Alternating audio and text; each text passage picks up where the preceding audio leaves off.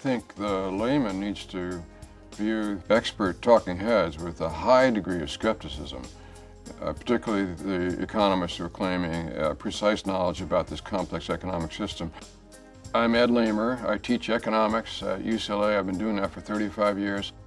My view is that in economics we need to create a culture that explicitly expresses our lack of knowledge, and it allow people to say, that question is an interesting question, but frankly it's beyond the realm of economics in its current state actually to answer. You never find that kind of statement being made. I think it would be better if we added humility to the enterprise and recognize that what we do is patterns and stories. We're seeking patterns in the data sets that we look for, that we're examining, and we're telling stories about that. That's how we're creating knowledge. So I think that we are laying a foundation for a very serious run on the dollar when the bond market says the indebtedness of Americans is too great and we're really worried about their ability to service the debt going forward. And when that happens, the United States is going to be in a very severe problem. How do you cure that problem? You elevate the savings rate. The dollar overvaluation is because we have a low savings rate. We have great investment opportunities in here in this country, but we're not paying for those investments with our own savings. But if we're going to have robust economic growth over the next decade, it has to come from exports.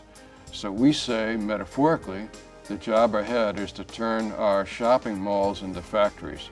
I don't mean literally. I mean consumers are going to do less spending. We need to build the products that we're importing, and we need to build more and more products for the export sector. So if exports are going to be the locomotive, we need to put in place the assets that will drive or help us compete most effectively in the external marketplace. And that's an educated, high-quality workforce, high-quality logistics that can get the product to the external marketplace.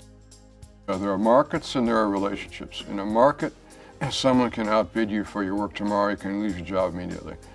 In a relationship, that isn't the way it is at all. Those are the kinds of jobs that we want, relationship-based jobs. And they are typically knowledge-based. Those are the secure jobs for the 21st century. We don't want our kids to do market jobs because kids from all over the globe are going to be bidding and try to do that work, and it's going to be very low priced. So relationship-based is where we should be moving this country. We need to recognize that we're in a global economy for political reasons, but also for economic reasons. There are huge opportunities that the U.S. needs to avail itself of. We need to compete globally, not run from that competition. We need to do it the old-fashioned American way, which is to stand up and really compete.